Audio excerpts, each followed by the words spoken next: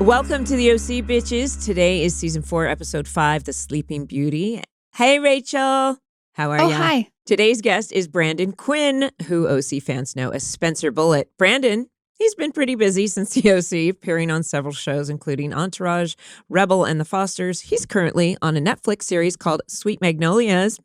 We know that show. That wrapped season 3 at the end of October and should air mid-spring 2023. You can also check him out on Die Hard, the movie with Kevin Hart, airing on Prime on February 24th with a limited theatrical release, and On a Wing and a Prayer with Dennis Quaid and Heather Graham that will be theatrically released. Welcome, Brandon. You are so busy. Thank you.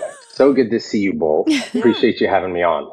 We are so happy you're here. And I was saying, I didn't get to work with you or meet you when you did the show, but I'm watching you now because I'm rewatching it, and you are quite good. Quite fun to watch. Wow. Listen, it's an interesting phenomenon when you revisit a show you did early on in your career. I think sometimes it's hard enough to watch yourself, but then when you watch yourself when you were first starting out, it's I watched this for the first time, as I was saying, since it aired. And I have some thoughts, but thank you for the compliment. And it brought back a lot of great memories. Oh, wonderful. I did not remember this, that you had a baby girl when we were shooting this, and now she's 17 and she just watched it with you, or had she seen the show before? This is the first time. In fact, she's like, "What's the OC?" Oh, and I was like, "Okay, how can I put this in terms you would understand?" Think of Outer Banks, but 15, 16 years ago. I'm like, it was really that. I mean, it was everything. If you were a teenager or a young adult, you know what the OC was. Right. And she's like, "Oh, really? And you were on it?" Yes. Which I have to preface, my kids couldn't care less about what I do. Don't watch anything I've ever done, except my daughter loves The Fosters. But normally like, "Oh, cool, Dad, awesome, have fun at work, whatever." Right. So they're not too enamored with it, which I guess is fine. How did this acting thing start for you? Yeah. So I grew up in Aurora, Colorado. I grew up in a pretty rough neighborhood, and I got into a lot of trouble. I was expelled from schools, and you were Ryan. Literally. Right. I can relate heavily to his character, and I didn't have a lot of direction. One thing that was a constant in my life was sports and extracurricular activities. So I thought maybe I'd go to college and pursue something that had to do with sports or whatever. But really, I had no direction whatsoever. And the summer going into my junior year, I got into a really bad car accident. Flipped the car doing 80 miles an hour, got thrown from the car. I mean, truly one of those lucky to be alive stories. And this is so funny. So it was about 3 months after the accident. I'm sitting in my basement. It was a Sunday afternoon, and I have a cast on my wrist and a cast on my leg. And I had been stale enough to where I was getting antsy and a bit depressed. And it was the middle of the winter, and I was watching Baywatch, of all shows. And it was the first time I remember ever watching something and thinking, "That's so weird. That's someone's job. That's what they do for a living. Acting, right? That's a job. That's what, I mean, obviously this isn't real." It's the first time I'd ever put the two of them together, I guess, before I just watched it for face value and didn't really think much of it. And associated with it was this, I don't know, the only way I can really describe it is almost like this spiritual feeling. I just started to feel really hot and good and warm. I mean, it sounds ridiculous, and I don't know if it was the way. Do you think it was the bathing suits? Of course, that's the classic line that everybody says, and it very well could have been. It also could have been the warm weather and the palm trees and the sand. I don't know.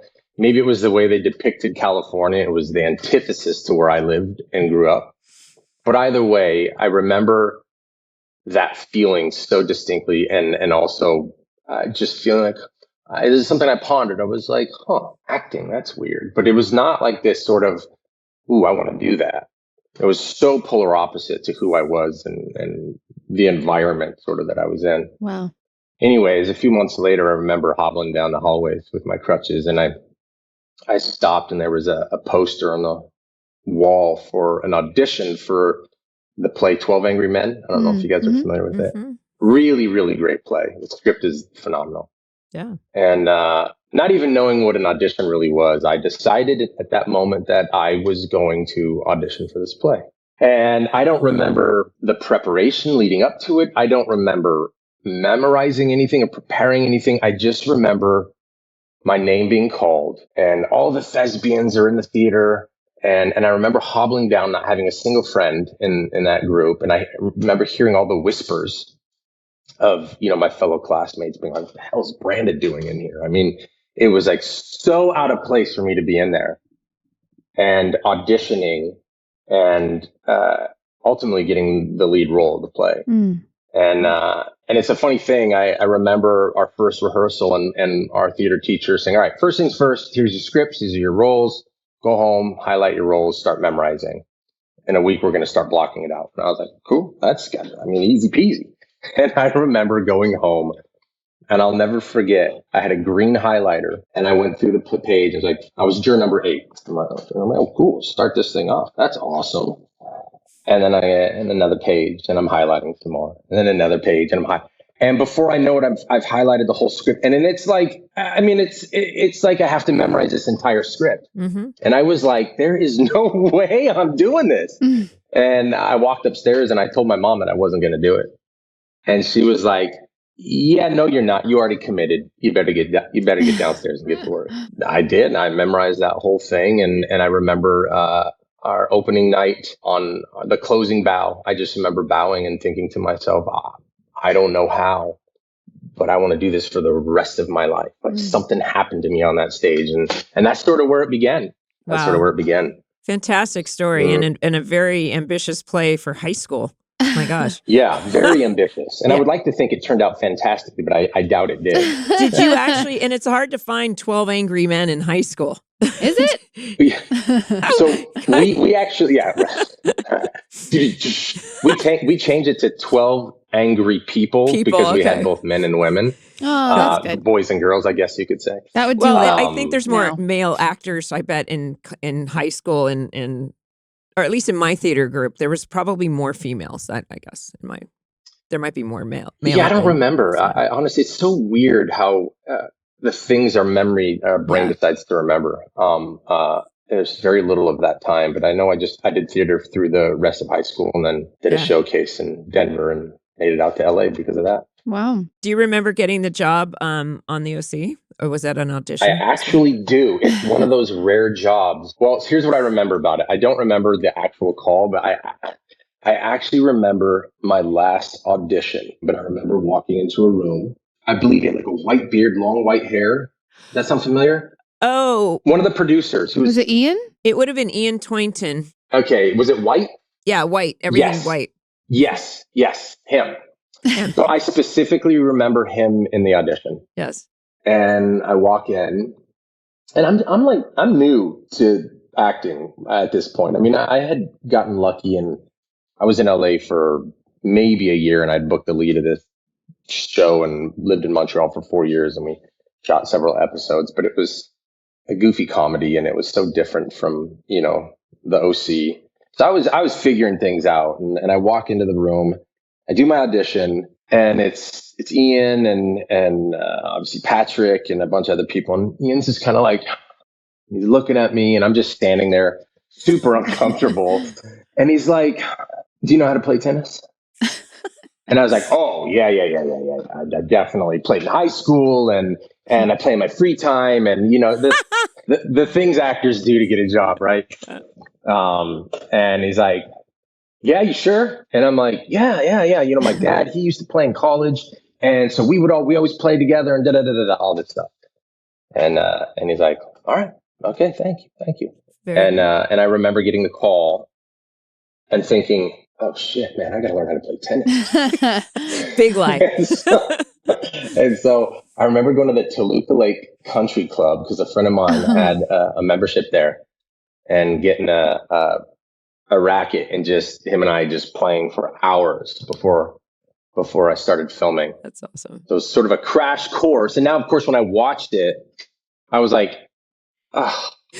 obviously I'm not a tennis player. We can edit around that. It was fine. I believed it. Let's get into this episode. Yes. So the synopsis. Ryan can't sleep and a smitten tailor tries to seduce him. Sorry, I just was like Rachel from Friends.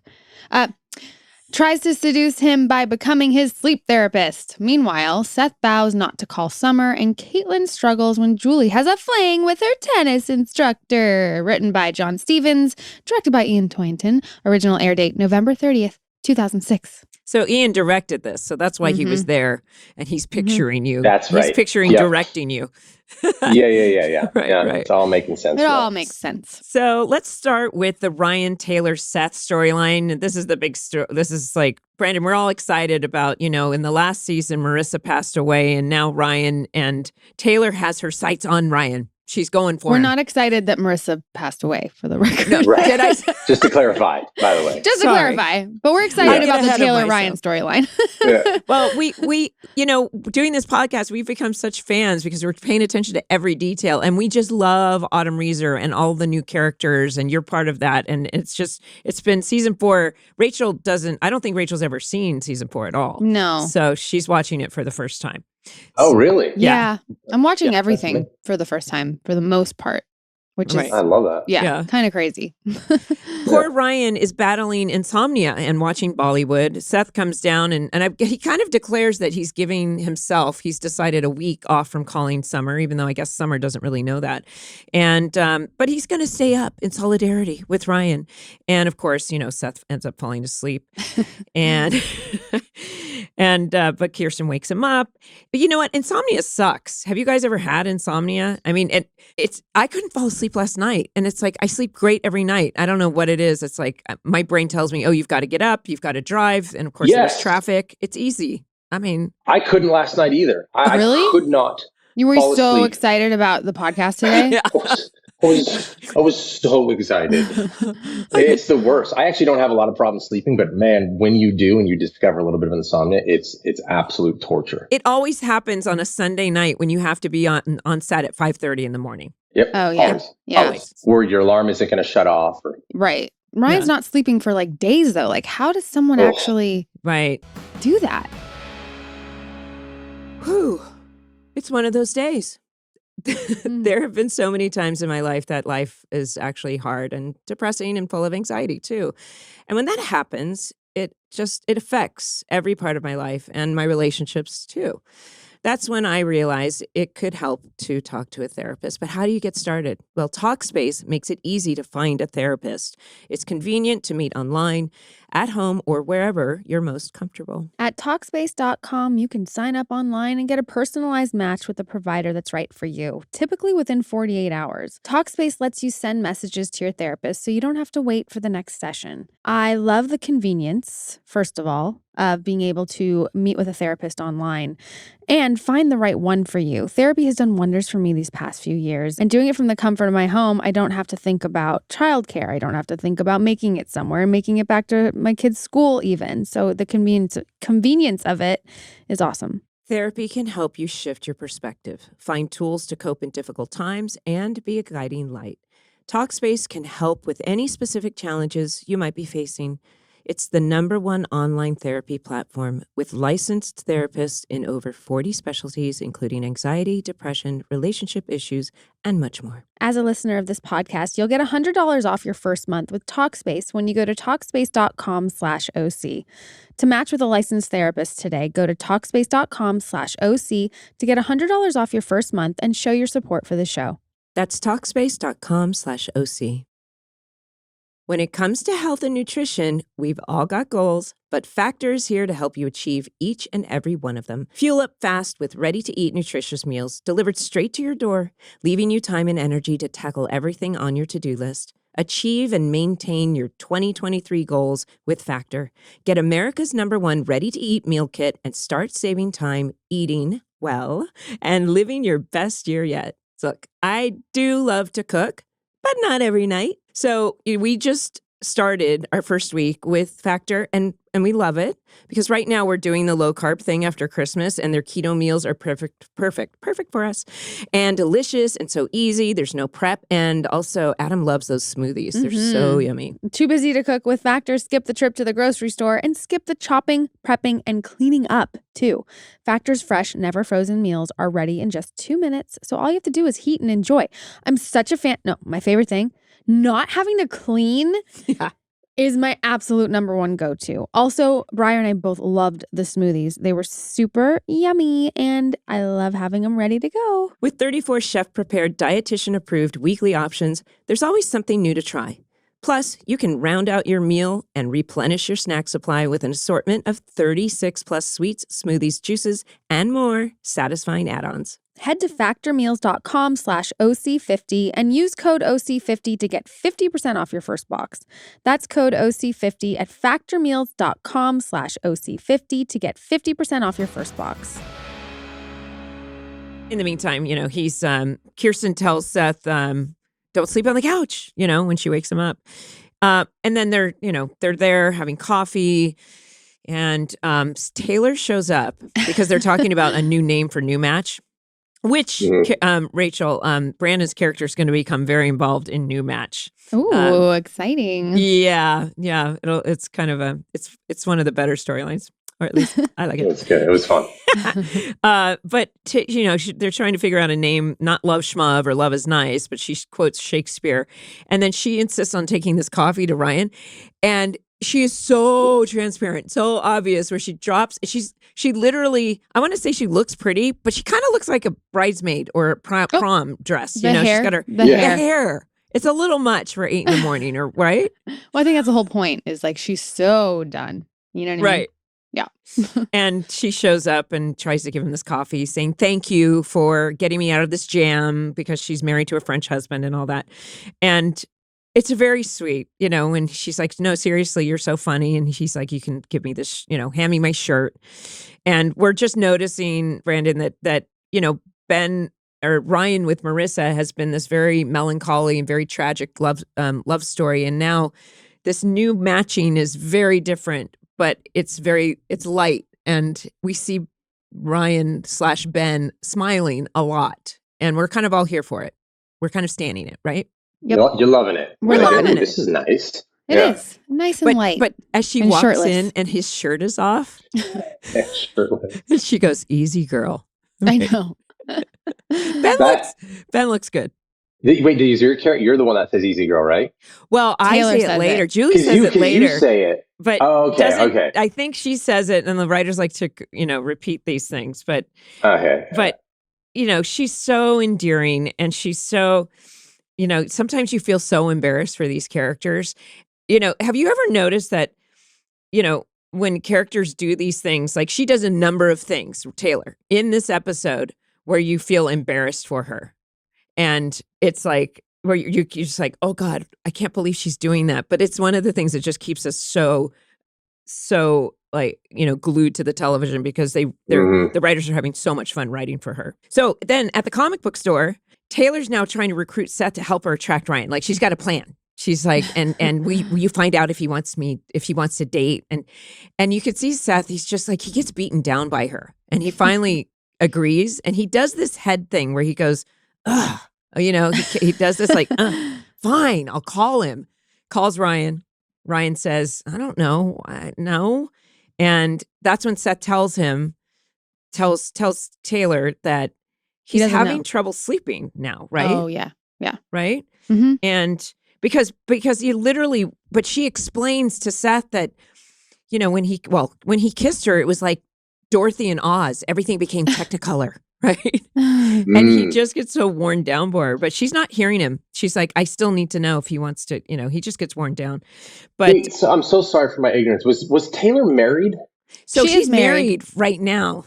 Okay. That's what I thought. Okay. Yeah. Right. She went off to the Sorbonne and she got married to a French guy. And she's trying to divorce him, and Ryan helped her by pretending to be her lover. I think what we were going to see through this whole episode is that the writers keep putting the words in the characters' mouths of saying, these two, it's a weird match. Why should you be together? And the audience is kind of saying the same thing. Don't you think? Yeah. Yeah. Okay, so she learns about the insomnia, so she has a whole new tactic, right? The next thing is where she calls him At 3 a.m. 3 a.m.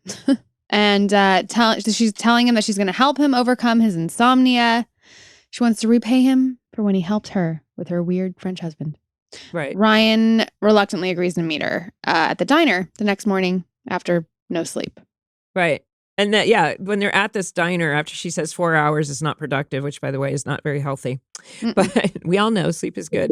But she asks him all these questions, right? And she's like, listen, I need to, and then what's so funny, Ryan or Ben did the same head nod, like, okay. It's like, I noticed, I was like, how did they just do the same thing? And it was, I don't know if it's like her portrayal or her persistence makes them say fine, it's not like they don't dislike her, but she is that persistent puppy. But she has this wonderful insight that we were talking about in another episode where she says, is this related to Marissa? And he says no, it happened after Thanksgiving. She's like, when you didn't have purpose anymore, your purpose every night was I need to get up and kill Volchok. And now you get up and if you don't have any purpose, what's the point of going to sleep? And he's like, wow, that's super insightful. I think Ryan is stuck. Like he doesn't know what to do right now. And he doesn't have that purpose. And these little things that she does, Ryan all of a sudden sees like, wow, that she's an interesting, intriguing person. Unlike something that I ever thought, right? She's quite smart.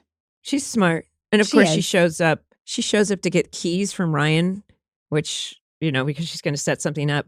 But now Seth is like, this is wrong. You're manipulating. You're going to seduce him. Right? But then Taylor always is taking the words out of people's mouths. She's like, oh, what? You're going to say, I'm not right for him. I'm no Marissa, which is exactly what the audience is saying, I think. Don't you think? Yeah, I love that. Yeah, I think so. Character that speaks through the audience. That's right. She does that a lot in this episode. Well, and we know that Josh is he's very sensitive to the audience and what they say. And he, at this point, he already, I think, they kind of know that people are upset that Marissa passed away. But we still have to, we still have to move forward with our characters, but we're not just going to make it hot and heavy. We're going to do it with that meta, that self-awareness of what's going on. I mean, that's the hope, right? That's the goal. And you hope you can tell stories that truly, give people insight into their own lives. Yeah. And affect people. I mean, that's the dream right there. We're taking them on a journey, and I've always said it's a manipulative journey because we've got music and we've got characters and we're telling you how the to music. feel. It's really the music. Right. Yeah. That'll do it. You could put sad music or funny music and the scene changes ultimately. I will make you feel how I want you to feel. That's right. That director. Manipulation. But Taylor setting up this whole thing for Ryan to help him sleep as his I almost said sex therapist. Whatever. Sleep therapist. It might as well be. I mean, absolutely. I mean, that's where we're headed, right? All the candles. And then she's in her pajama top. I'm just like, I can't get over her. But that's like when he's like, wait a second, because the candles look like one thing. Yeah. And she's got literally that spa music of the birds chirping going, But she's got this very unsexy pajama top on. And he's like, wait a second, do you like me? And she's like, oh, no, I like you as a friend. That's a lie. And shall we start with a massage? And a massage. A massage. Massage. I don't know. But apparently the next morning when Seth walks in with coffee and she's there, and Seth is like, not only is he like, this is weird, but it's almost like she's imposed herself on his morning ritual with his buddy. And when she takes the coffee and he takes it back, like he's so annoyed by her. And Seth is like, this is just too weird. It's too much weird for me. I got to go. And he almost seems pissed when he walks out, He likes things his way, clearly. We're talking about Seth here. And Seth he's so much more mature now. He's so much more mature. That's true. Right. And then I love when Kaitlin finds Taylor moping in her bedroom. Like this whole speech, I'm like, it's so funny. Caitlin's 15? And she's like, walk in front of him. Is he a butt guy? Like asking Yeah, because you've got a great butt. What do I do? Get dressed. She's like, really? You're so sweet. And when she asked for bee pheromone lipstick, and I'm like, was that a thing back then? It must have been something. I don't know. I bet it was. This is nothing I was asking for. But I think what Norman was just saying in the last episode, he was telling us that they were really experimenting, which you can do on television, where the writers experiment with these characters. Let's have a scene with Taylor and Kaitlin and see what their chemistry is like, and then we can write for them further on.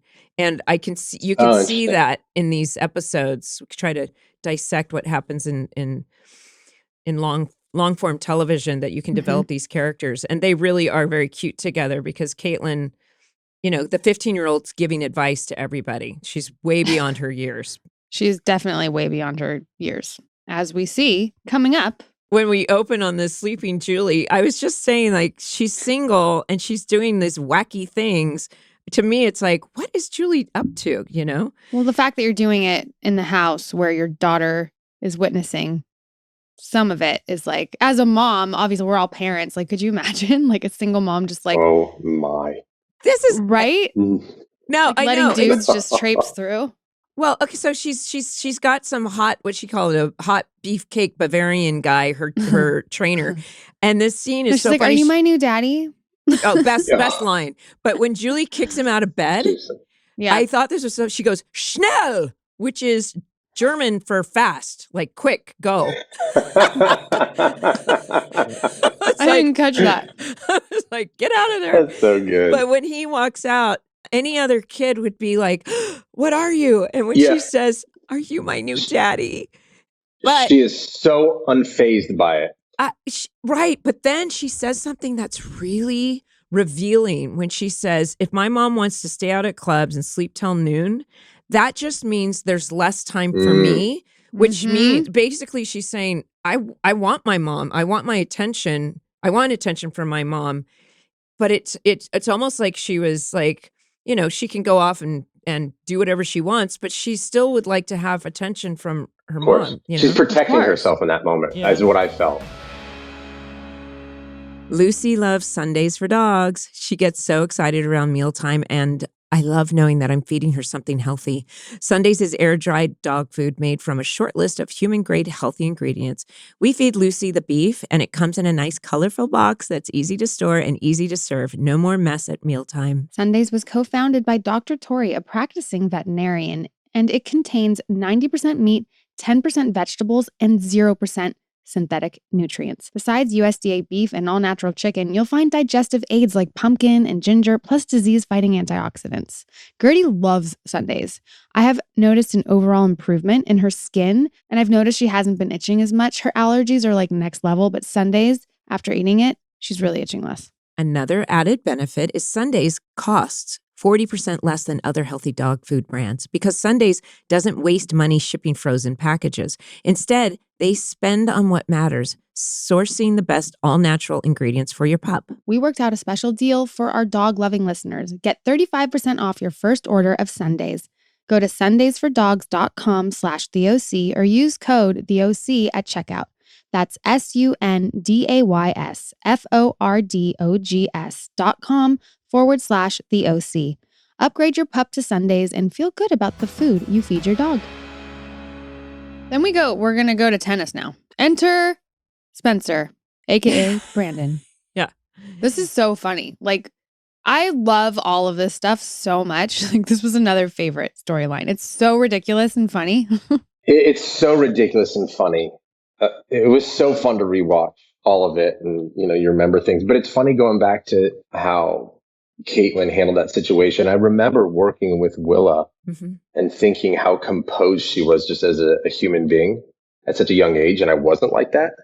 And I remember being very impressed. I'm like, oh, dude, I didn't know her personally, but I remember being impressed with just how she was as cool as a cucumber. And from what I saw from this episode, it's sort of how she seemed to portray her character as just somebody who's like, whatever, cool. Yeah. Okay. She's beyond her years. She's definitely grew up in the Hollywood and has that, that Hollywood royalty behind her. But do you remember your first day on set? I remember pieces of it. Absolutely. Yes. I mean, obviously there are certain things I do remember very clearly and things that I don't. I remember, doing the tennis stuff thinking, oh, this is fun. I hope I look like I know what I'm doing. I distinctly remember having that thought. Right. But I remember it being, like this really great, fun day. And it was so fun to watch it. And oh my gosh, you coming into the scene is one of the. Oh my God. It's unbelievable. You slayed it. It is so funny. And I don't know if I'm jumping ahead, but I was dying laughing. It was so good. And she's talking to her personal trainer and saying, I want to see you again. She's like, and then she does that. She eyeballs your Spencer. And that's when she drops the glasses and says, easy girl. And walks up with this guy on the phone and then hangs up on him. Yeah, the trainer. So ruthless. Ruthless. I'm obsessed. Oh, man. It's so good. It's oh so my God. good. And then later, the next day, when they're together playing tennis, and we start with this wide shot. And this is what I remember, because now Julie, and I remember like having some input on like, what is she going to wear for this outfit? And this is like, okay, this is a new thing we've never done before. Let's make my hair wild, big, sexy, crazy. And in the wide shot, you see Kaitlin or Willa standing there, and I'm doing this. I'm like dancing back and forth, kind of just like, so funny. And Willa is laughing at me in the wide shot. But then She is? Yeah. And then you cut to Willa's close up and she's pissed off as a character. But in the wide, she's just Willa laughing at me. I love the composition visually of that scene where I didn't notice that she was laughing. I just see, from what I remember, it's like she's standing there super serious and you're just like dancing back and forth like you're a 16-year-old. And it's the greatest juxtaposition. And this is this big wide shot where you can see everything. It was so great. And this is when she's like, isn't it fun doing mother-daughter stuff? And Willa's like, no. Or Caitlin's like, no, this is not fun. This is awful. And I was talking about that in the last one podcast where I was like, I don't know if this is revealing too much, but I start feeling like that's when Julie started kind of rubbing off on me in real life. It happens. Oh, did you have a tennis instructor, Mindy? Not yet. This is what next episode. Yeah, my exactly. cheeks are getting red. The truth comes out. I know. Yeah, you are so fun. I really am just loving it. You guys are having a good time, it looks like, you two. Oh, man. Yeah. Oh, man. But in the meantime, yes. In the meantime. Poor little Kaitlin. She's just like. I know. And she really likes him. She really likes you. But she does. But still, she's like, he's 25. She's 15. Like, he's Tisk, even saying, he's like, jailbait is not. No, we can't do that. Tisk, tisk, I tell you. I don't know why Julie thinks she can do this in front of her daughter. Anyway.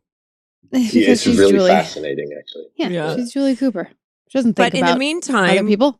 Are Sandy and Kirsten, who don't have, like we've been noticing, they don't have huge storylines right now, but because they're doing so well.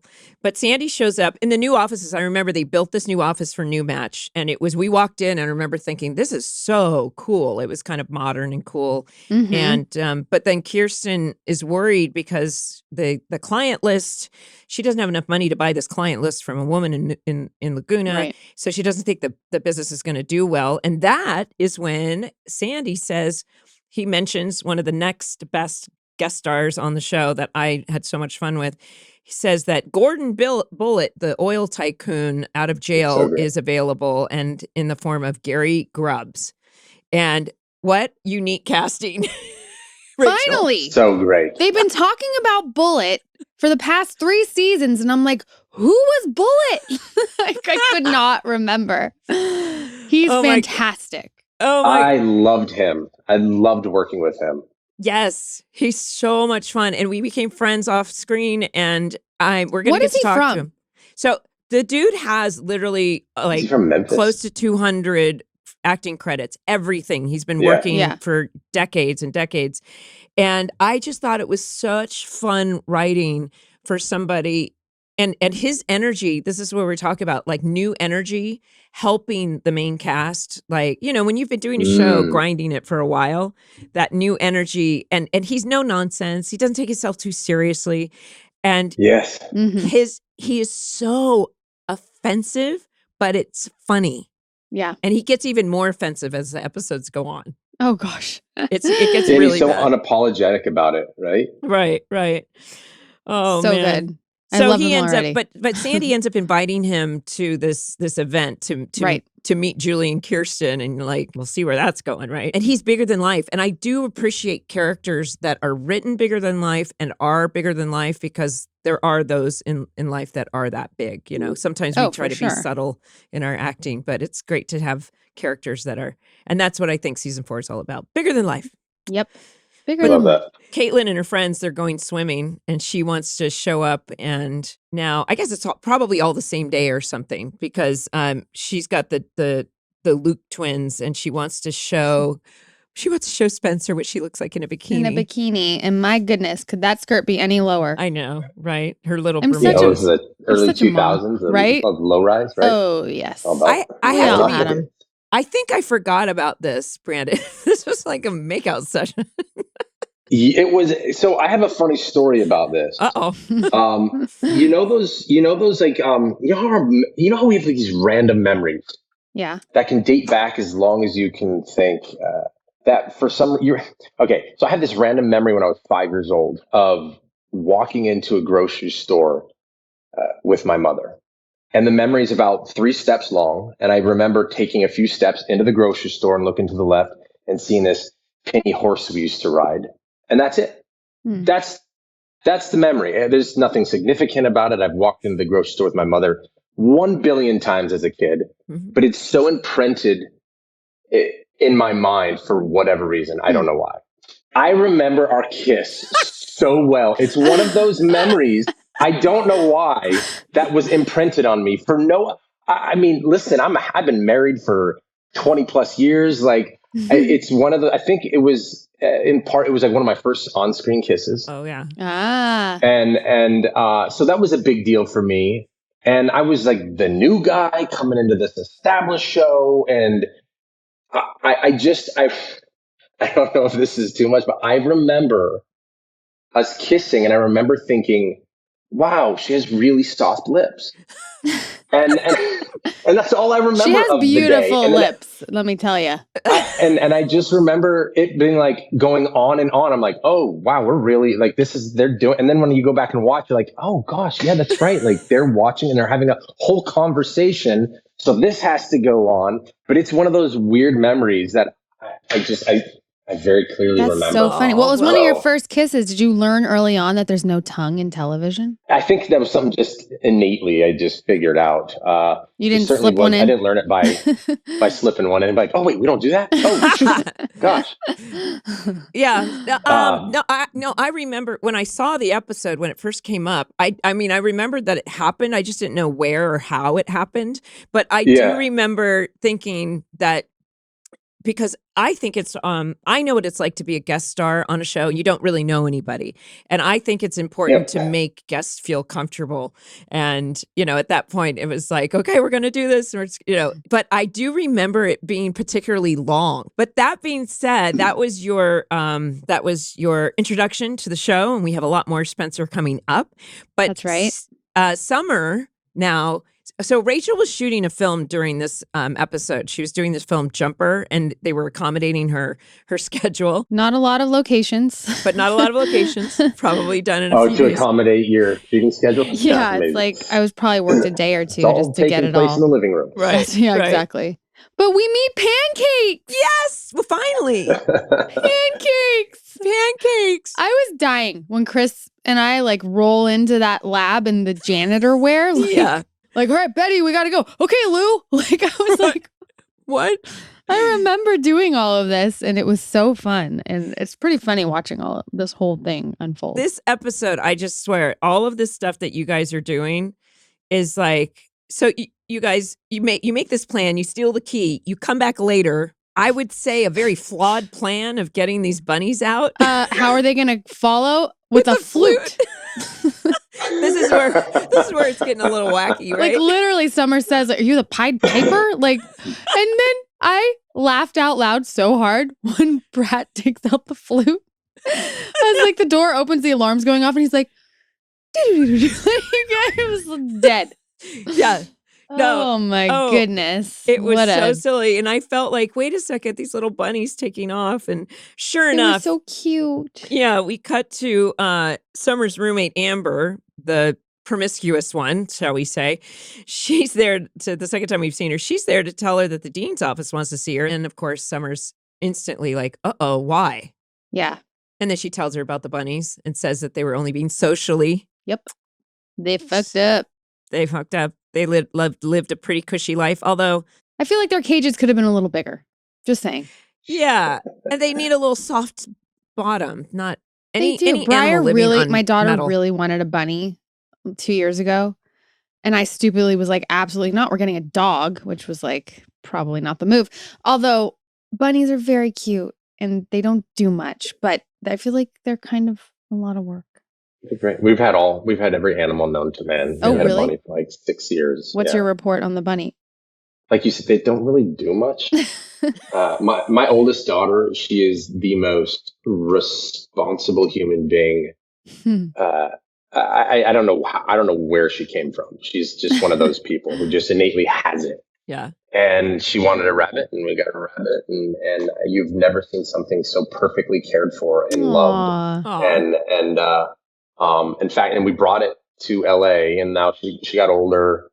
To Atlanta when we moved here for the show. And then she's like 15, 16, and she's like, I don't rabbit. And it makes sense. So we found a family to give this rabbit to, and we just found out that it passed away. And it was so sad. I mean, I remember my daughter was, 6 when we got this rabbit.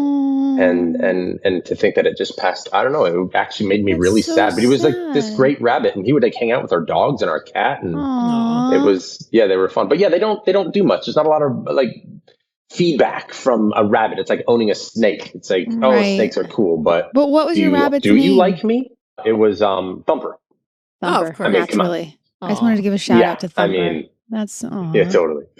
Well, do it. So, but because of the rabbit being under the bed, but then she gets called into the dean, and basically they want to know. She does not sell Che out. So she won't throw Che under the bus. But she won't give up the bunny. That's the one thing she won't do. Yeah, She'll lie about there's still that. one bunny missing. She's like, I don't know what you're talking about. I don't know what you're talking about. But then she finds out that Che all of a sudden is like, oh, I was so angry at him. I was like, Che, what the fuck, man? What happened? Now he reveals himself as the gaslighting manipulator that he truly is, because he starts with, he's a gaslighting manipulator? Well, because he literally says, have I accomplished anything? And of course she's like, yes, you've accomplished so much. And he's like, well, they needed a scapegoat, so that's why you need to go down, because and it turns out like, what? Oh, yeah. So it's so, I just wrote, oh my God, asshole. I know. And then I thought, is this the last we see of him? But apparently not, right? Oh, no. We've got a lot more coming up. Che lives on. At the party, Sandy's wrapping up that speech. And Julie, okay, I'm just trying to set this tone. So this is the first time we're working with Gary Grubbs. And you can see over, Julie's hitting it off with Bullit. And he's saying all these things. And he's doing this whole, speech. And he's saying bang. And I remember, this is not acting. Kelly and I were literally reacting to him in real time. When he grabs her, Kelly's face is like, oh God. And I'm just doing all of these funny things because we haven't had this kind of character or this kind of actor on set, literally just lighting things up and lightening things up, I should say. And it was so endearing. It was so refreshing. Anyway, but I do want to say, Taylor shows up. And remember when I was saying, remember when I was saying how embarrassed you get for characters? I remember the first time this ever happened to me. I was watching the Brady Bunch, and when they dressed up Jan to look cute for, you guys are too old, but I mean too young. I remember the Brady Bunch. When they dressed up Jan all nice and pretty to impress a boy, I remember being a young kid and being embarrassed for her. And it stuck with me all these years that would happen. And this time I was like, go girl, You look Yeah. so much better in this dress and this hair than you did. We won't say better, but she was out to get it. Better right? for the scene and for what she's trying to accomplish. Got it. Noted. It's a better choice than the black dress. Not that. Gotcha. That's what I mean. Better Okay. than what she Wanted to chose clarify. before to seduce him. And her demeanor's different. But really quick, we have to say that Kaitlin brings Spencer to the party. And Julie's like, what the hell? And what do we learn about Spencer, guys? Daddy. Are you my new daddy? Yeah, totally. So sure enough, Julie pulls Kaitlin like, what are you doing? And that was business. And she says, but Mom, what you've been doing with all these guys makes me want to barf. And finally, Julie goes, oh my God, that is so fair. What am I doing? I mean, at least she's aware and owns up to it. And as soon as she owns up to it, her daughter says, it's okay. Like, if we could all just fix things that quickly, right? But then she's like, but wait a second. How did you know that Spencer was Gordon's son? And she's like, I didn't. What a weird coincidence, right? That's the writers going, this is coincidental, right? Yeah, just totally coincidental. I think there's a lot to be said about when people take accountability, right? Right. Like, sometimes our natural defense is to be defensive. What? No, I didn't. Mm-hmm. And it's like when you are confronted with an issue with somebody and they take total full responsibility for their part in something, it totally diffuses everything. Right. Like sometimes that's all you just want. Like, it's fine. This is all I wanted right here was this. Thank you for hearing me and understanding.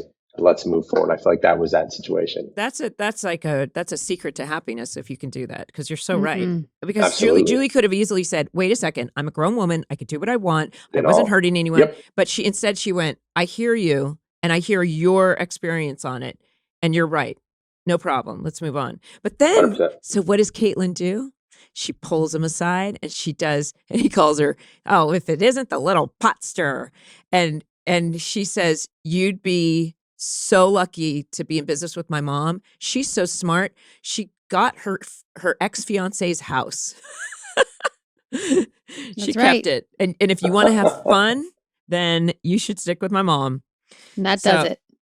Right. But the other thing that's going on is Ryan and Taylor dancing. I love this whole thing. It's heartbreaking when she overhears at the bar that Ryan's like, I'm not going to date Taylor. Like, you feel it. And I felt it for her, you know? Right. Like, it was so, it felt so, and because when Seth was out there and Sandy went to him and they were having this conversation, because Seth was anti Taylor and Ryan.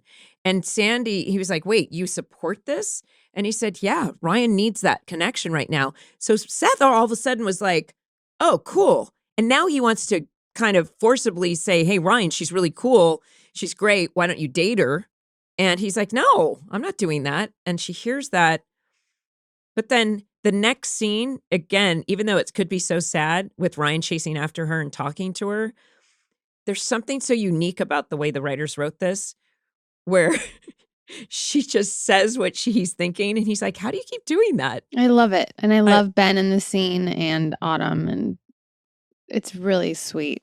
Yeah, it is. When she says like, what, that all after Volchek, you have no feel, you don't have the capacity to feel anything. And he's like, yeah, I don't. It's not about you. But still and can we be friends? And he's like, how does she keep doing that? It's so lovely. But in the meantime, yes, Bullit and the girls are back on. And so Seth goes home and Taylor's in his room and she presents that she has this tea to help with insomnia. But she's like, I don't want to give it to him. You give it to him because of what just happened. But then we see that she does. She makes him a cup of tea and brings it to him. Seth kind of dares her into it. He's like, I've never seen, because now he's on her side. He sees the perception that Sandy gave him. Like, he needs this. Don't give up. And he challenges her to do it. And he knows that she'll be challenged to do that. And so when she goes out to give him the tea, in the meantime, Seth and Summer are catching up. Yes. It's very cute. She doesn't tell him about Brown yet. They just need to catch up, right? Yeah, that she's getting kicked out. She doesn't tell him. That's a lot. That's big. That's big news. That's big news. They haven't talked in a week. They're keeping it breezy. Yeah. And then when Taylor brings the tea to Ryan, she basically is like, kiss me. And if you feel nothing, then right. fine. Because he's like, wait, we already did that. And she's like, no. You kissed me, which was I didn't kiss you. Yeah. best kiss. And he's like, okay, one kiss. So she kisses him. And then when they break apart, what does he do? He goes, He's like, "Ooh." whoa. And she walks away and he says, whoa, and Yeah. falls and sits down.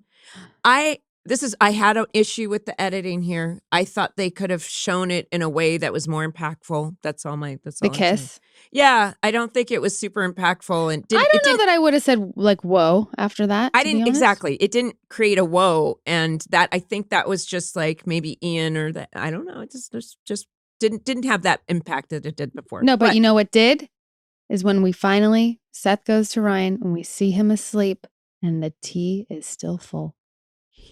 Right. That was a whoa. He needed a human connection to make his little soul and he go to sleep. got it. So he boop. became the Sleeping Beauty.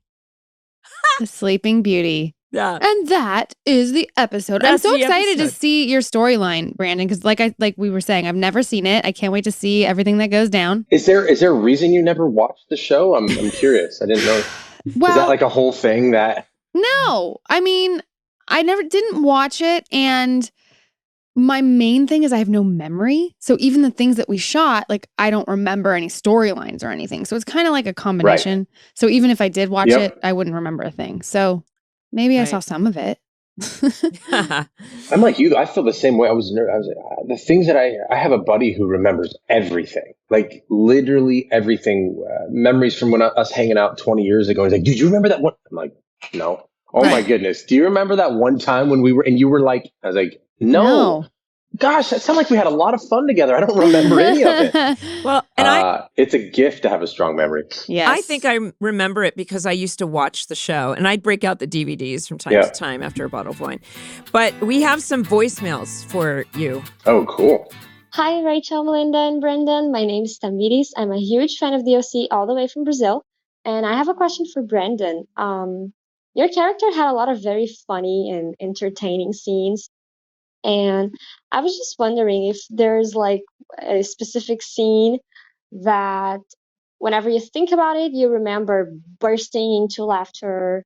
So yeah, that's it. Thank you very much. Bye. Bursting into laughter. I don't know if I remember a specific scene, but I do remember hanging out with Gary and always laughing with him. He was just I was so enamored by, like you said, this man's energy and the way he sort of handled himself around everyone. And he was so endearing and accommodating and kind to me, but he was just always so fun. And I remember this one time we would have trailers. We were in the same trailer, and it was a double.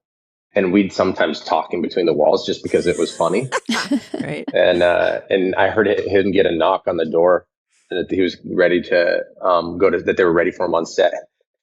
And I know it was, at least in my mind, this was like sheerly for comedy's sake and for my ears only. He starts doing these voice exercises, but goes like over the top and really goofy with it. Yeah. And he's like, me, but like ridiculousness, stuff that you wouldn't really even do. And I remember just cracking up thinking, I love this man so much. So that was Gary. Gary Grubbs was just the best. That's awesome. Man. Yes, I concur. So that sounds exactly like some people that are out to make other people laugh in real life are just gems. They're angels. So. And just no ego at all. No, we were all equals, and was so great at imparting his wisdom. I don't know. I love the man. So yeah, I remember laughing there in my trailer. Right. So close to set. Thank you for your question. Question number 2 is from Anonymous, I guess. Which one of your character roles has been your favorite and why? Obviously, this is for me. Yeah, this is for Brandon, yeah. Oh, man. Which one of my characters?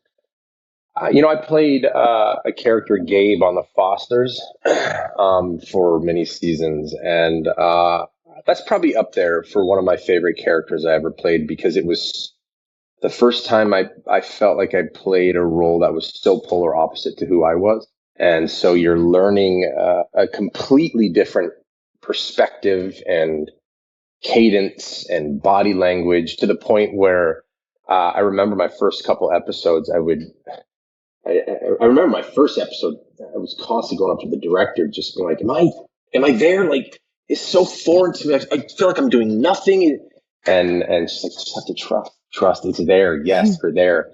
So I learned so much as a human and as an artist playing Gabe on the Fosters because it was just so opposite to who I was. And I had such a great time filming that show. So I'd say that one. Awesome. That's a good one. Thank you for your question. Hi, Melinda and Rachel. My name is Kerry. I'm from the UK, from Scotland. Huge fan of the OC. It was a massive part of my university years, and I've rewatched it God knows how many times since then. So I've been loving the podcast, although I'm a little bit anxious knowing that Series 4 is upon us, and I'm really hoping you guys have got something else up your sleeves for when Series 4 wraps. My question to you is, if the OC had done a musical episode, like has been very popular with other shows, what song would your characters have sung, and in relation to what storyline? And also, I'm just going to take advantage and give my friend Blair a huge shout out because he was the one that put me onto this podcast in the first place. So thank you, Blair. And thank you very much, ladies, for listening to my question. Have a good day. That's a good one. It's a really good Yeah, we know the question. music is very important in the OC.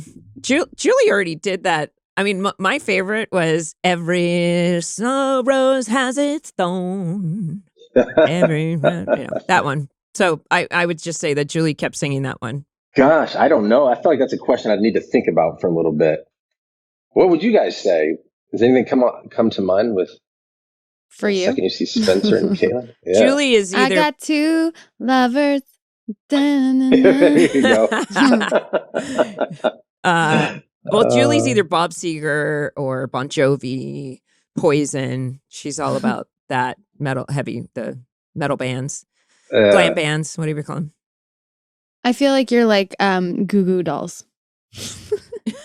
Yeah, Goo Goo Dolls. That's so great. Oh my god. Spencer was probably Backstreet Boys. I don't know. Oh, that would Oh be funny. yeah, hello. Is that Yeah. Backstreet Boys? Bye bye. Yeah, Okay. I think. Very That well. or that's NSYNC, in sync. one of the two. That's in in sync. sync. That's Mindy. in sync, See, yeah. Julie, Yeah. Mindy and songs. I know the tunes, but Oh my god, what if that was just your song? Like you entered the tennis court, and every time you do, it's like So back amazing. streets back. All right, All right. that's Backstreet Boys. All right. You're confusing Backstreet Boys and Very good. NSYNC. I'm taking offense. Oh, I see. I'm so sorry. I When was it totally comes, NSYNC though. I was never Backstreet. I was like always all about Really? NSYNC. Oh yeah. I feel like Yes. they were interchangeable, but I don't want to step on any toes here. Don't you dare say Don't you interchangeable. I am super offended.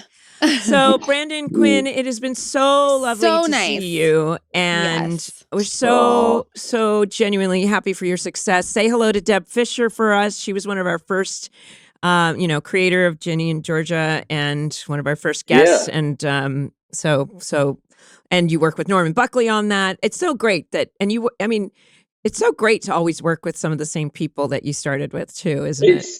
It's the best. It's amazing. Norman and I were talking about that this past season, how I've worked with Norman over the course of 3 decades. Wow. And I first met him on the OC. That's so and cool. then I worked with him on the Fosters. And it's funny so we actually moved out to Atlanta before I even booked the show. And that's a whole podcast in and of itself, why we came out here. But I had been here long enough to where I was feeling, I was in LA for 25 years and it was home, and I raised my kids there, and we were on the same street for 15 years, and we're in this strange city. And it's so opposite to California and LA and the West. And I was starting to feel really homesick. And I get this call back for our series. And I walk into this. It was the last room I've ever walked in before the pandemic hit. And now I don't know if we'll ever go in rooms again, but it was the last room. And I walk in, all these people, and I look and I see Norman there. And I literally almost start to cry. I wanted to run over and like squeeze him, because I was like, he like represented so much to me, and home and familiarity and the West. And it was one of the greatest. I don't recall seeing somebody's face and feeling so it was almost like okay, everything's going to be fine. It was so amazing. So I adore Norman. And as you guys know, I mean, he's so talented and so insightful and wise, and he's so great to work with. And I love his directing style, and you know, I love the way he approaches his work through being an editor, and that informs everything he does. And it's great. And I feel fortunate to have been able to work with him so many times in my career. That's awesome. Well, I concur, and I'm looking forward to the next kiss. So, that being said, we work together again one day, Brandon. Yes. Thank you. Thank you guys. Thank you. Yes. It's such a great time. So fun going down memory lane with you. I really appreciate you having me on. Thank you. And I'm so glad. Kudos to what you're doing. And yeah, I'm so glad you finally came on. So thank you all so much for listening. Follow, rate, and review Welcome to the OC Bitches wherever you listen to your podcast. And if you like to watch us, check it out on YouTube. And you can now listen to bonus features as well as Season 1 and Season 2 of the OC Bitches on Cast Plus. Bye, bitches. Bye. Bye. Bye, guys. Thank you. Bye, Brandon. Thanks. See ya. Welcome to the OC Bitches is brought to you by Cast Media. Executive produced by Colin Thompson, Harris Lane, produced by Katie Curtwright, Edited by Parker Flores and our technical engineers, Travis Holden and Dustin Park.